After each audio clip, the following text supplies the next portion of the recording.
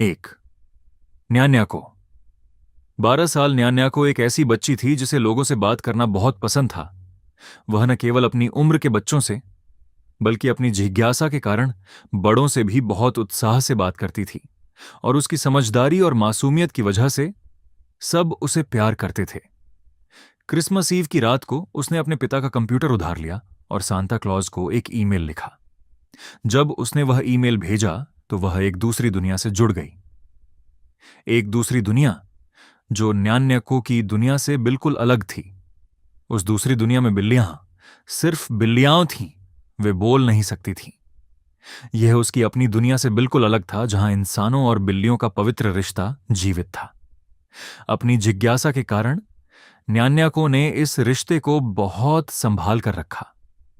आमतौर पर वह अपने कमरे के ढेर सारे खिलौनों से खेलने वाली एक प्यारी सी बच्ची थी, लेकिन उसके पास लिखने का एक अद्भुत हुनर था और लोगों के दिल को पढ़ने की एक अनोखी जन्मजात क्षमता थी। दिल को पढ़ना, यह चलिए अच्छे और बुरे दोनों ही मायनों में एक बेहद अनमोल क्षमता थी। बच्चों के उज्जवल भविष्य के लिए डिजाइन। 2, नेवोर्टिना, 25 साल। सुनिए, आप बहुत ही खूबसूरत पेंटिंग बनाते हैं। शहर के बाहर एक पुल के पास नेवोर्टिना ने एक बूढ़े चित्रकार से बात की। अरे नहीं, मुझे तो बहुत शर्म आ रही है। मैं तो बस एक छोटा सा कलाकार हूं, तारीफ सुनने की आदत नहीं है मुझे। मुझे आपकी पेंटिंग का अंदाज बहुत पसंद है। जब भी मैं यहां से गुजरती थी आपको देखती थी। अरे बाप रे, आपने तो मुझे दुविधा में डाल दिया। मुझ जैसे बूढ़े की तारीफ करके आपको कुछ नहीं मिलेगा। क्या अगली बार आप मेरी एक तस्वीर बनाएंगे? क्या? वैसे आपकी तस्वीर बनाना मेरे लिए बहुत बड़े सम्मान की बात होगी, लेकिन क्या मुझ जैसा साधारण इंसान इसके काबिल है? मुझे आपकी कला से बहुत प्यार है। अचानक इस तरह मांगने के लिए माफी चाहती हूं, लेकिन कृपया मेरी यह प्रार्थना स्वीकार करें। बूढ़े चित्रकार को नेवोर्टिना की यह बात बहुत अच्छी लगी। उसके साथ हुई इस बातचीत ने उस बूढ़े इंसान को फिर से युवा और साहसी बना दिया। मैं समझ गया। जब भी आपको ठीक लगे मुझसे मिलने आ जाना। मैं हमेशा यहीं आपका इंतजार करूंगा। आपका बहुत बहुत धन्यवाद। आज आपसे बात करके मुझे सच में बहुत अच्छा लगा। डिजाइन जहां साहस रास्ता खोलता है। 3, बॉन्टीफोर्ट, 72 साल। नेवोर्टिना एक बार फिर पुल के पास उस बूढ़े चित्रकार से मिलने गई। मिस्टर बॉन्टीफोर्ट, काफी समय हो गया, आप कैसे हैं? बूढ़े चित्रकार बॉन्टीफोर्ट ने जैसे ही नेवोर्टिना की आवाज सुनी, उसके चेहरे पर एक खूबसूरत मुस्कान खिल गई। मैं अच्छा हूं, आप कैसी हैं नेवोर्टिना? हाँ, मैं भी हमेशा की तरह ठीक हूं। आज यहां कैसे आना हुआ? मेरी एक प्यारी सी भतीजी है जिसका नाम न्यान्याको है। जब मैंने उसे आपकी पेंटिंग दिखाई तो वह बहुत प्रभावित हुई। अच्छा, बहुत प्रभावित हुई? हाँ, उसके पास एक जादुई ताकत है। वह लोगों के दिल की बात पढ़ सकती है। यहां तक कि लोग जो चीजें इस्तेमाल करते हैं या बनाते हैं, वह उनके अंदर की रूह को भी महसूस कर सकती है। बॉन्टीफोर्ट इस दिलचस्प कहानी को सुनकर बहुत खुश हुआ। यह सोचकर ही कितना अचरज होता है कि ऐसी जादुई बच्ची है। मैं उससे जरूर मिलना चाहूंगा। क्या आपको डर नहीं लगता? वह आपके दिल की बात पढ़ लेगी, आप जानते हैं तो ना। हमें कभी डरना नहीं चाहिए। आखिर वह एक बच्ची है। हमें बस उससे प्यार करना चाहिए। वह हमारे अंदर इसी प्यार को देखेगी। नेवोर्टिना को अचानक अपने डर पर शर्म महसूस हुई। मुझे माफ कर दीजिए, मुझे बहुत अफसोस है। डिजाइन जो बच्चों को गले लगाता है।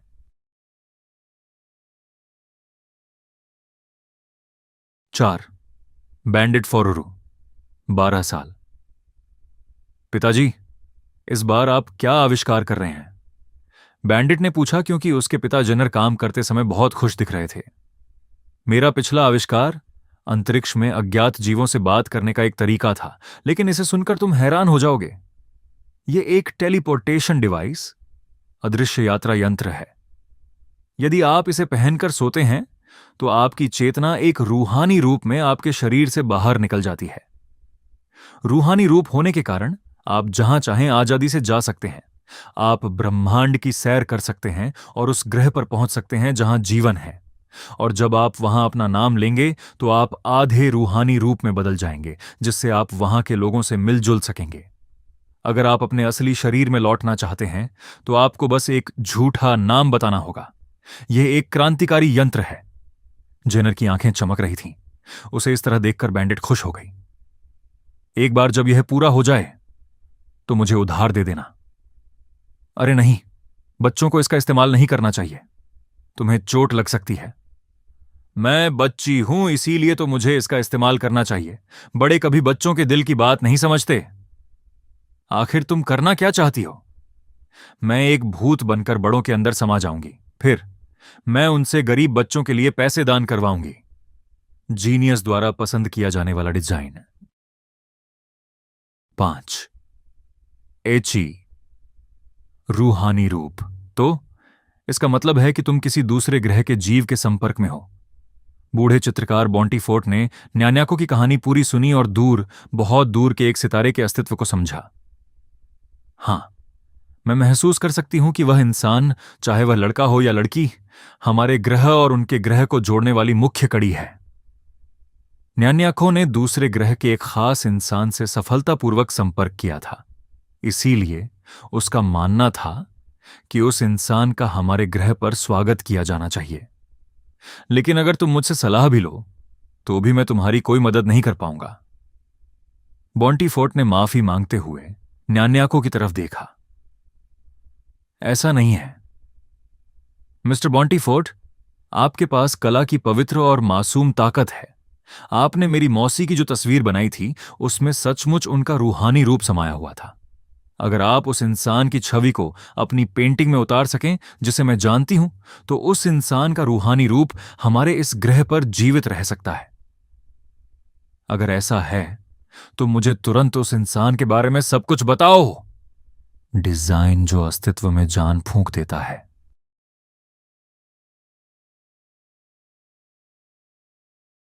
6 न्यारोमपोर्न, 24 साल। मुझे बाथरूम में एक अंगूठी मिली है। न्यान्याको अपने माता पिता के साथ समुद्र के किनारे एक मोटल में रुकी हुई थी। न्यान्याको की मां न्याजेन ने जो अंगूठी पाई थी वह न्यान्याको को सौंप दी। अपनी अनोखी क्षमता से न्यान्याको उसके मालिक को ढूंढ सकती थी। इस इंसान के घर से समंदर दिखता है और बिल्कुल पास में ही एक जादुई चट्टान है। वह बहुत बड़ी चट्टान है जिसके ठीक बीच में एक खोखला छेद है। जब न्यान्याको ने इतनी जानकारी पढ़ी तो न्याजेन को उस चट्टान का नाम याद आया। यह जरूर रिंग रॉक, अंगूठी चट्टान होगी। यह यहां काफी मशहूर है। तो फिर चलो इसे तुरंत पहुंचा देते हैं। उसके पिता न्याजय ने जैसे ही यह कहा, वे तीनों अपनी कार से रिंग रॉक की तरफ चल दिए। पिताजी, कार रोकिए, वह सामने वाला घर ही उनका है। मैं अभी आती हूं। न्यान्याको कार से उतरी और मालिक के घर गई। जल्द ही वह एक खूबसूरत मुस्कान के साथ लौटी। वे बहुत खुश हुए। वे एक बढ़ई कारपेंटर का परिवार हैं। उन्होंने कहा कि वे अगली बार हमें शुक्रिया कहेंगे। डिजाइन जो दुल्हन की रक्षा करता है। 7 न्यामंड। मुख्य कारीगर जब एची की आंख खुली तो उसने खुद को एक अनजान कमरे में पाया। वहां एक पोर्ट्रेट था। वह बिना किसी फर्नीचर वाले एक उदास और सूने कमरे के फर्श पर सो रही थी। फर्श पर एक अकेला लालटेन अपनी रोशनी बिखेर रहा था। खिड़की के बाहर घना अंधेरा था और रात हो चुकी थी। एची को कुछ समझ नहीं आ रहा था कि वह वहां कैसे पहुंची। हालांकि पूरा कमरा कटी हुई ताजा लकड़ी की भीनी भीनी खुशबूदार महक से भरा हुआ था। लालटेन उठाकर एची ने खिड़की के बाहर झांका। खिड़की के शीशे में अपना अक्स परछाई देखकर उसकी सांसें थम गईं। एक महिला का अक्स लालटेन थामे खड़ा था। एचई को यह मानने पर मजबूर होना पड़ा कि यह महिला, जो उसकी सोच के साथ बिल्कुल तालमेल बिठाकर हिलडुल रही थी, वह खुद ही थी। उसकी समझ से परे कुछ घटित हो रहा था। स्थिति को समझने के लिए एचई लालटेन लिए हुए कमरे से बाहर निकल आई। वह घर बहुत खूबसूरती से बनाया गया था, जिसमें किसी बड़े महल जैसा शानदार माहौल था। HE ने सीढ़ियों से नीचे उतरने की कोशिश की, लेकिन वह जगह इतनी बड़ी थी कि उसे बाहर निकलने का रास्ता ही नहीं मिल रहा था। तभी उसे एक आवाज सुनाई दी। घबराते हुए HE ने उस कमरे का दरवाजा खोला जहां से आवाज आई थी। अरे, तो तुम आ गई? मैंने तुम्हारे बारे में सब सुना है। मैं बस अपने बनाए इस घर को देखने आया था। मुझे उम्मीद नहीं थी कि तुमसे इतनी जल्दी मुलाकात होगी। न्यामंड ने न्यान्याको के कहने पर यह घर बनाया था। HE ने बात करने वाले जीव के चेहरे को देखा। वह बिल्कुल एक बिल्ली जैसा दिख रहा था। वाह! वह डर के मारे चीख उठी। अज्ञात से मुलाकात के लिए डिजाइन। 8 मिसेल 75 साल, कैसा है? क्या आज के स्ट्यू सब्जी का सूप का स्वाद बहुत ज्यादा गाढ़ा था? बूढ़े चित्रकार बॉन्टीफोर्ड की पत्नी हमेशा अपने पति की पसंद की चिंता करती रहती थी। नहीं, मुझे गाढ़ा ही पसंद है। खाते खाते मुझे पूरा संतोष मिल गया। हो, ऐसा है क्या? ऐसा है क्या? चलो, यह तो बहुत अच्छी बात है। मेज के उस पार अपनी पत्नी को मुस्कुराते देख बॉन्टीफोर्ड को वह सूप और भी स्वादिष्ट लगा। तभी बॉन्टीफोर्ड को अचानक एक भूली हुई बात याद आई। याद आया मिसेल, याद है मैंने दूसरे ग्रह के जिस जीव की पेंटिंग बनाई थी? सुना है वे आखिरकार आ गए हैं। अरे बाप रे, वे सच में आ गए? ये तो सचमुच चौंकाने वाली बात है। मैं भी इतनी जल्दी उनके आने पर हैरान हूं। ये तो अजूबों में से एक अजूबा है। अगर ऐसा है तो मैं अभी तुरंत उनसे मिलने के लिए उनके घर जाती हूं। बॉन्टीफोर्ड ने खिड़की के बाहर देखा। बाहर बिल्कुल अंधेरा था। सूर्यास्त हुए काफी समय बीत चुका था। रात बहुत हो चुकी है, इसलिए कल जाना। रात हो चुकी है, इसीलिए तो मैं जा रही हूं, और मैं एक कंबल भी साथ ले जाऊंगी। सुरक्षात्मक डिजाइन।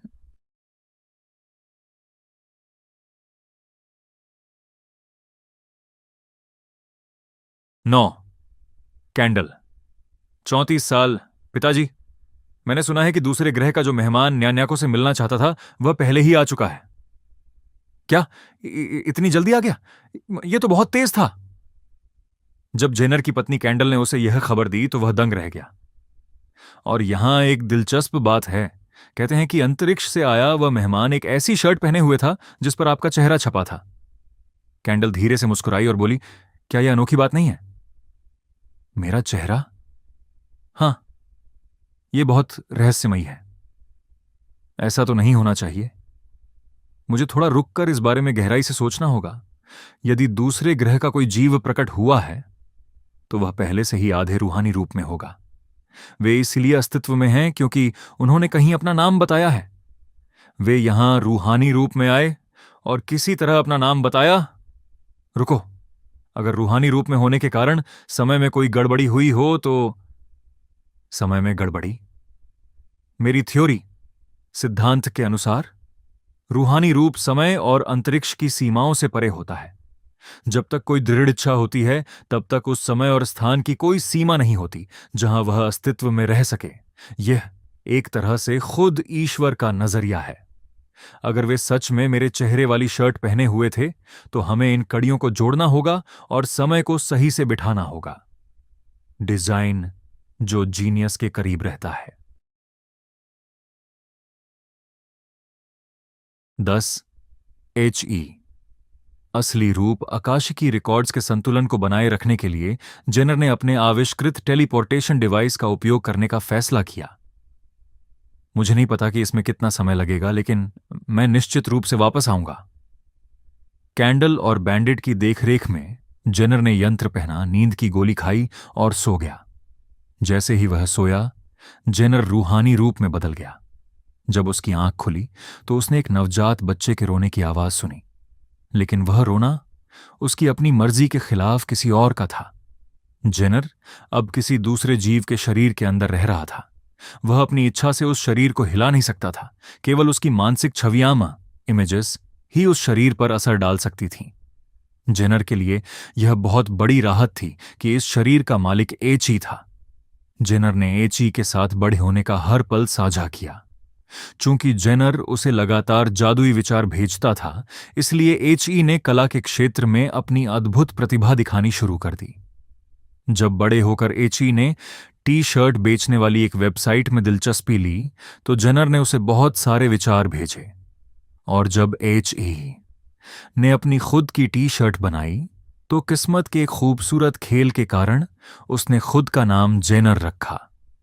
उसी पल जेनर और हमेशा के लिए एक हो गए, कलात्मक प्रतिभा के लिए डिजाइन।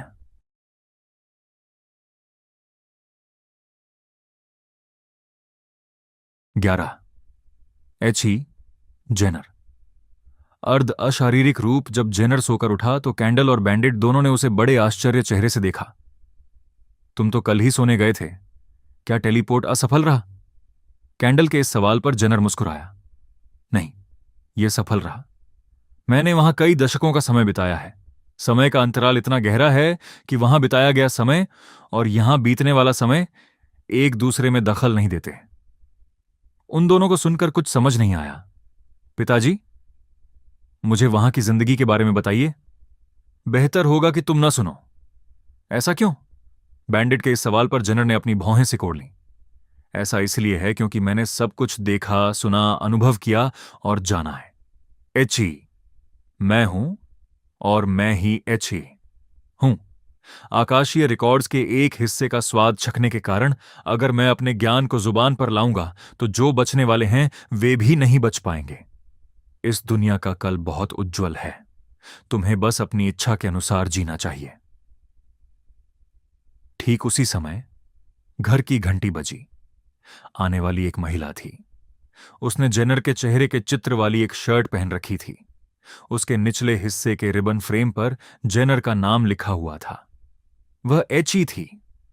मैंने सुना है कि आप एक जीनियस आविष्कारक हैं, उसने कहा, और वह उस महिला के शरीर से जिसके भीतर एक पुरुष का दिल धड़क रहा था अपनी आवाज को बाहर निकालते हुए बोली, कृपया मुझे मेरी मूल दुनिया में वापस पहुंचा दीजिए। जेनर ने शांति से उत्तर दिया, जब तक मैं एक अंतरिक्ष यान नहीं बना लेता तब तक कृपया प्रतीक्षा करें। अपनी प्रार्थना ईश्वर को सौंपने के लिए डिजाइन। 12 की पुरानी प्रेमिका पार्क में एक झूले पर झूल रही थी। रेत के गड्ढे और फिसल पट्टी स्लाइड पर बच्चों के खेलने की खुशमिजाज आवाजें गूंज रही थीं। तभी अचानक एक गेंद लुढ़कती हुई उसके पैरों के पास आ गई। उसका पीछा कर रहा एक छोटा बच्चा अचानक फिसलकर जमीन पर गिर गया।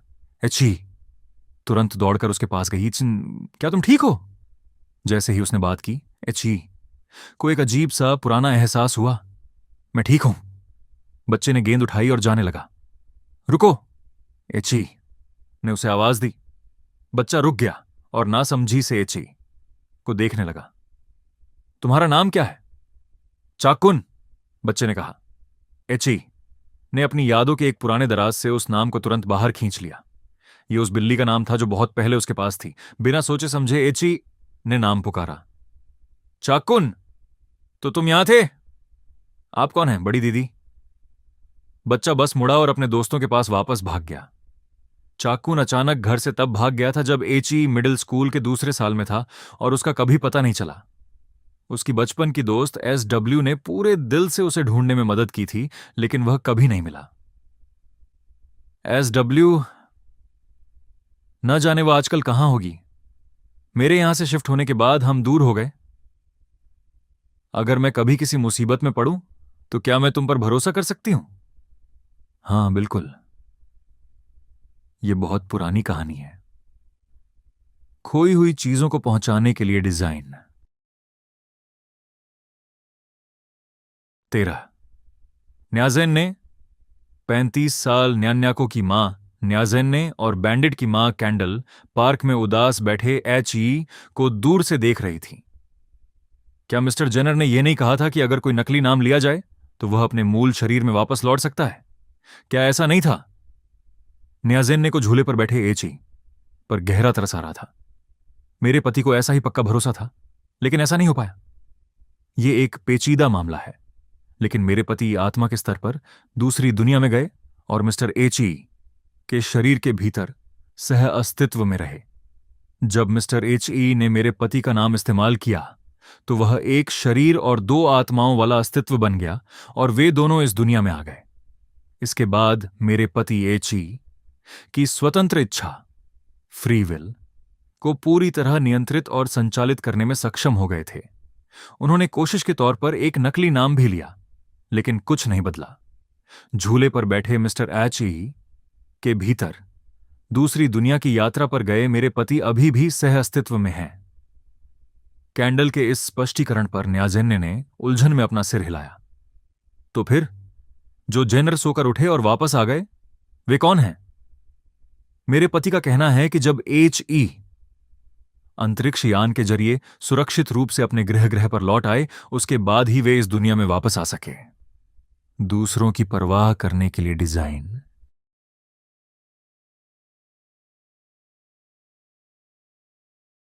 चौदह। न्याजेल बार्डले, राजा, तो क्या तुम वही हो जो आधे रूहानी शरीर में किसी दूसरे सितारे से आए हो? HE ने राजा के सामने हाजिरी दी। राजा ने उस विदेशी मेहमान के सामने सम्मान से अपना सिर झुकाया। जी हां, मेरा नाम HE है। मेरी दुनिया में मैं AI का उपयोग करके तस्वीरें बनाता था। एक दिन मुझे एक टेक्स्ट मिला। उत्सुकतावश मैंने अपने स्मार्टफोन के अनुवाद कैमरे से उन अनजान अक्षरों को देखा और महसूस किया कि यह एक संदेश था। कुछ बातचीत के बाद मैंने मिस्टर जेनर की तस्वीर वाली टी-शर्ट पहनकर सोने की कोशिश की और मैं इस दुनिया में पहुंच गया। यहां हर कोई मेरे साथ बहुत दयालुता से पेश आता है, लेकिन मैं अपनी मातृभूमि लौटना चाहता हूं। तुम्हारे सिर पर बिल्ली के कान नहीं हैं। इसमें कोई शक नहीं कि तुम किसी दूर के सितारे के रहने वाले हो। भले ही मैं राजा हूं, लेकिन मेरे पास तुम्हें वापस भेजने की ताकत नहीं है। जब रूहानी कलाओं की बात आती है तो मेरी प्रजा मुझसे कहीं ज्यादा काबिल है। राजा ने माफी मांगते हुए अपनी आंखें बंद की। तभी जेनर HE की तरफ से बात करने के लिए आगे बढ़ा। महाराज, एक आविष्कारक के रूप में अपने गर्व की बाजी लगाकर मैं इस इंसान को उसके गृह वापस भेजूंगा। इसलिए मेरी एक प्रार्थना है। मैं अपने बनाए अंतरिक्ष यान को हकीकत में बदलना चाहता हूं। क्या मुझे आपका शाही सहयोग मिल सकता है? बहुत बढ़िया। मैं धन का इंतजाम करूंगा। बदले में जेनर, मैं चाहता हूं कि तुम मेरी एक बात सुनो। सम्मान और विनम्रता के लिए डिजाइन।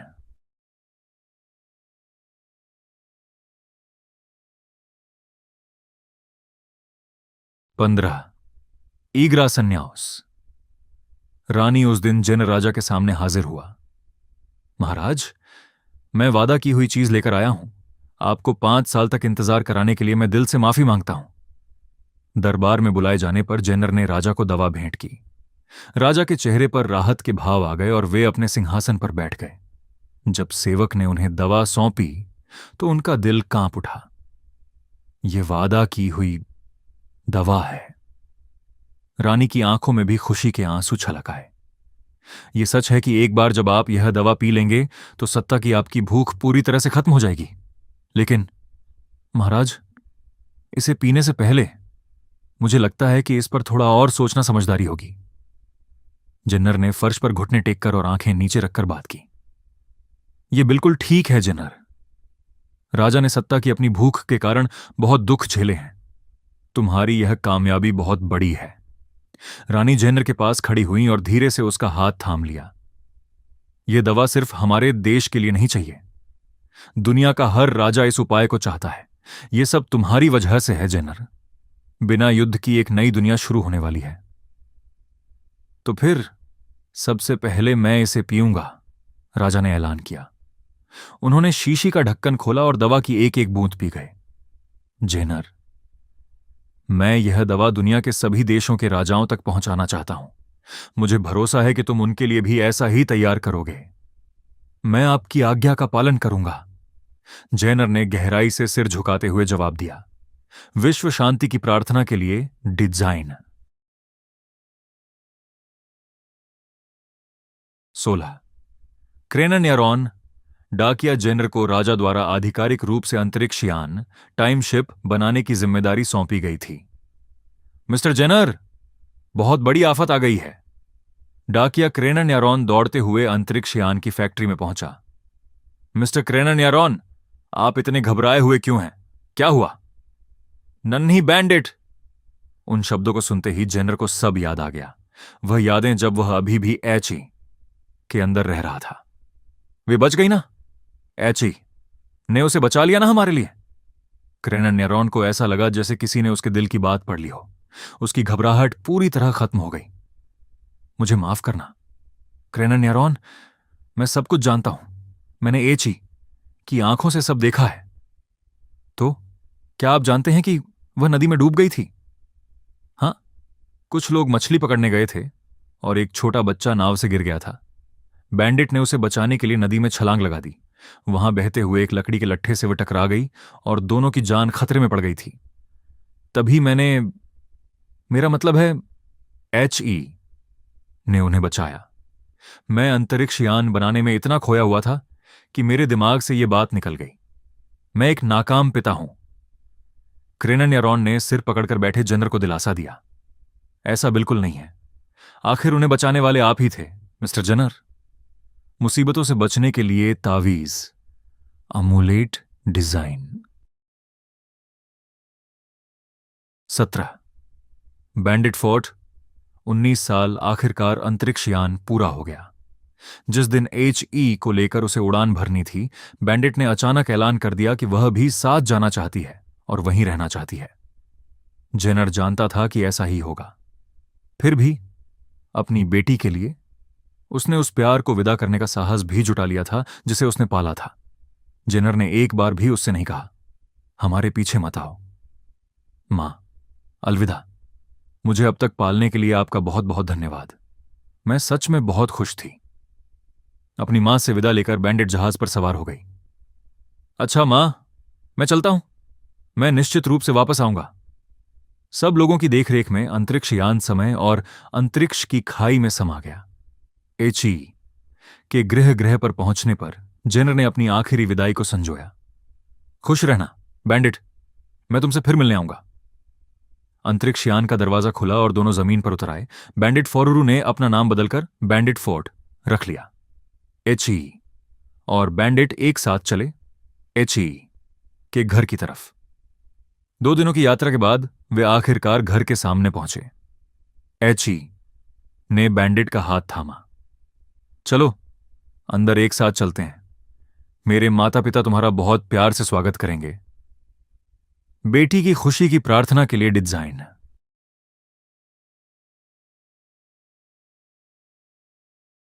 18 LT। 19 साल। HE को उसकी मां ने जगाया। कोई तुमसे मिलने आया है? HE को समझ नहीं आ रहा था कि वह अपने ही कमरे में क्यों सो रहा था। उसका लिंग, जेंडर वापस पुरुष में बदल गया था। उसने जो कपड़े पहने थे वह जेनर की टी-शर्ट थी। HE ने सिराहने रखी डिजिटल घड़ी को देखा। उसमें 2 फरवरी दोपहर के 3:21, 15:21 दिखाई दे रहे थे। ये वही तारीख और समय था जिस दिन HE ने पृथ्वी छोड़ी थी। क्या मैं कोई सपना देख रहा था? सुनो, कोई मेहमान आया है। HE की मां ने नीचे से आवाज दी। दरवाजे पर जो इंसान है वह बैंडिट है। HE ने व्याकुलता, घबराहट में सीढ़ियों से नीचे की तरफ दौड़ लगा दी। उसने जल्दबाजी में सामने का दरवाजा खोला। वहां एक खूबसूरत महिला अकेली खड़ी थी। उसके सिर पर बिल्ली के कान नहीं थे। उसने धूप का चश्मा, सनग्लासेस पहन रखा था। वह HE को देखकर मुस्कुराई। मैं आ गई। तुम पास ही एक बिल्ली म्याऊं म्याऊं कर रही थी। हवा के झोंके के साथ बिल्ली की मूंछें आसमान में तैर रही थीं। पड़ोस में एक पियानो बज रहा था। उस महिला ने अपना धूप का चश्मा उतारा। तुम हो प्यार की पूर्णता, रोमांस की सफलता के लिए डिजाइन।